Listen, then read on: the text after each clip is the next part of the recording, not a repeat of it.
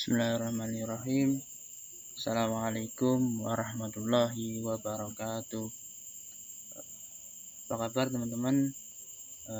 Kembali lagi dengan saya Muhammad Burhanuddin, mahasiswa Prodi Pendidikan Agama Islam, Fakultas Tarbiyah YAIN Kediri. Nah, teman-teman, pada pertemuan kali ini kita akan membahas mengenai Islam Nusantara. Jadi apa sih hal-hal yang meliputi Islam Nusantara ini? Nah, ini nama saya ya, Muhammad Burhanuddin. Nah, ini hal-hal yang meliputi Islam Nusantara, hal-hal yang kita akan bahas pada pertemuan kali ini. Yang pertama mengenai pengertian Islam Nusantara. Kemudian yang kedua yaitu kondisi masyarakat Nusantara sebelum Islam. Yang ketiga mengenai proses masuknya Islam ke Nusantara. Kemudian yang terakhir yaitu teori-teori masuknya Islam ke Nusantara. Nah, sebelum kita masuk ke dalam pembahasan, alangkah baiknya kita membaca basmalah bersama dulu. Bismillahirrahmanirrahim. Nah, langsung saja kita masuk ke dalam pembahasan yang pertama. Teman-teman, kita harus memahami dulu pengertian Islam Nusantara. Apa sih pengertian Islam Nusantara itu?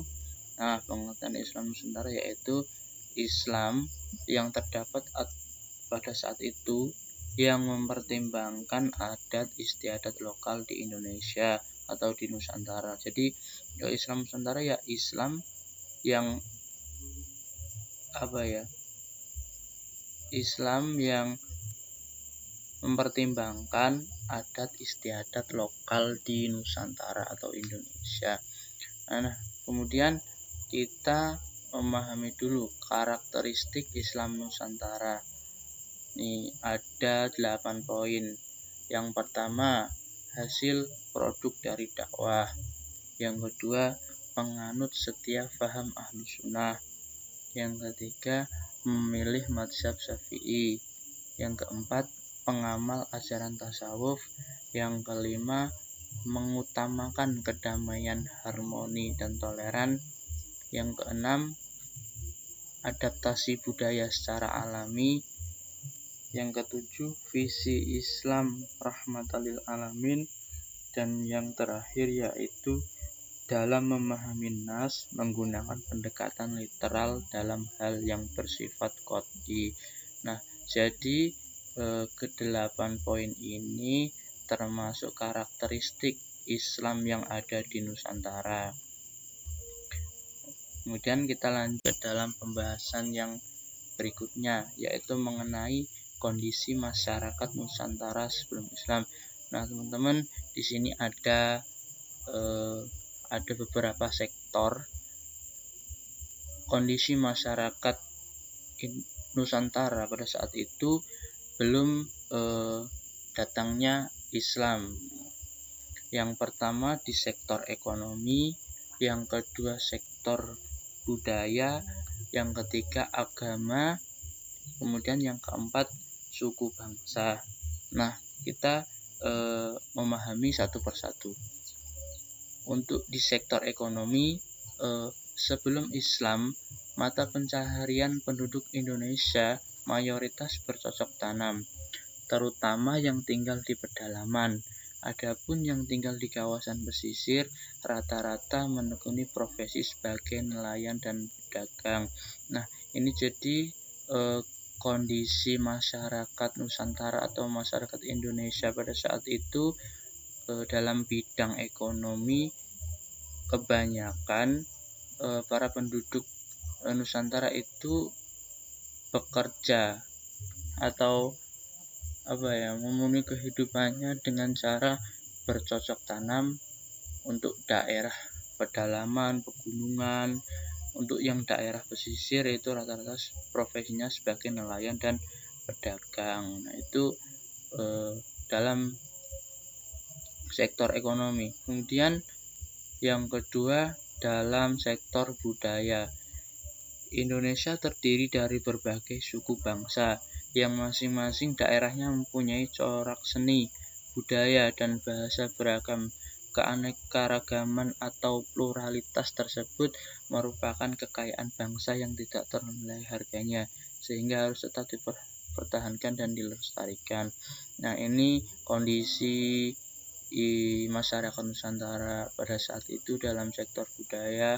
Jadi sebelum datangnya Islam, masyarakat Nusantara atau daerah-daerah yang ada di Indonesia itu sudah tersebar luas berbagai macam corak seni, budaya, bahasa. Nah, itu sehingga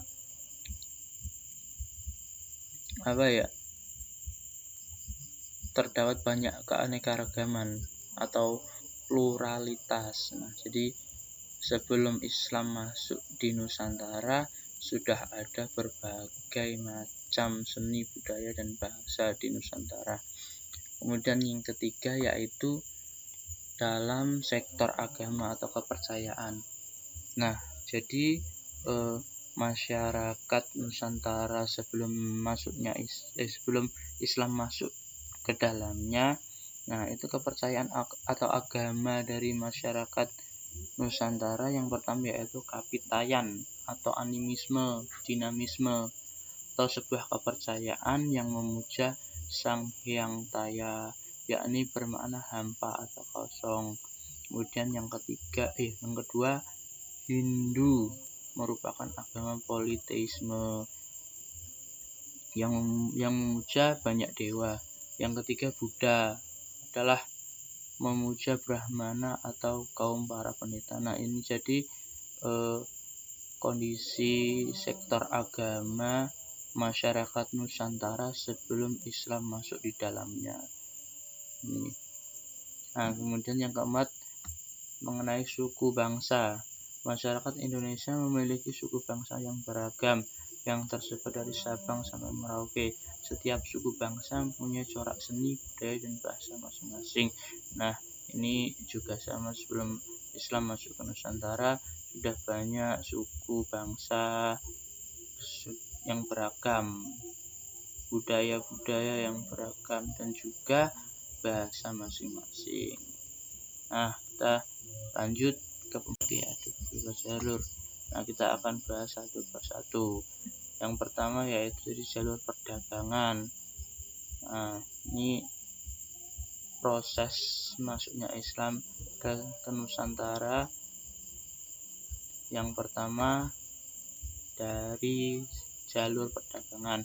Proses Islamisasi melalui saluran perdagangan itu dipercepat oleh situasi kondisi politik beberapa kerajaan di mana Adipati-Adi Bersih berusaha melepaskan diri dari kekuasaan pusat kerajaan yang sedang mengalami kekacauan dan perpecahan. Jadi ada para pedagang dari luar Nusantara yang masuk ke dalam Nusantara sehingga membawa agama Islam yang dibawa dari luar. Kemudian dikembangkan di Nusantara. Begitu ya, penjelasan singkatnya seperti itu. Kemudian yang kedua dari saluran perkawinan. Nah, ini saluran perkawinan juga. Kemudian saluran tasawuf dan selanjutnya saluran pendidikan. Yang keempat saluran kesenian, dan yang kelima saluran politik. Nah, itu jadi tadi adalah gambaran mengenai proses masuknya Islam di Nusantara. Saya tidak jelaskan satu persatu ya, itu sudah ada keterangannya, nanti bisa dipelajari sendiri. Nah, kemudian teori masuknya Islam ke Nusantara. Yang pertama teori Gujarat. Nah, teori ini beranggapan bahwa agama dan kebudayaan Islam dibawa oleh para pedagang dari daerah Gujarat, India yang berlayar melewati Selat Malaka. Teori ini menjelaskan bahwa kedatangan Islam ke Nusantara sekitar abad 13 melalui kontak para pedagang dan kerajaan Samudra Pasai yang menguasai Selat Malaka pada saat itu.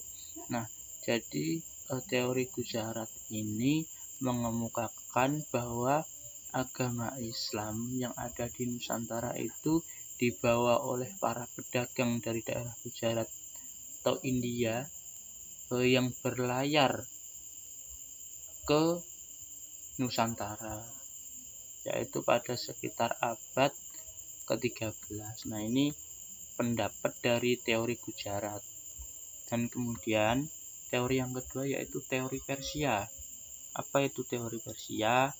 Teori ini tercetus karena pada awal masuknya Islam ke Nusantara di abad ke-13, ajaran yang marak saat itu adalah ajaran Syiah yang berasal dari Persia.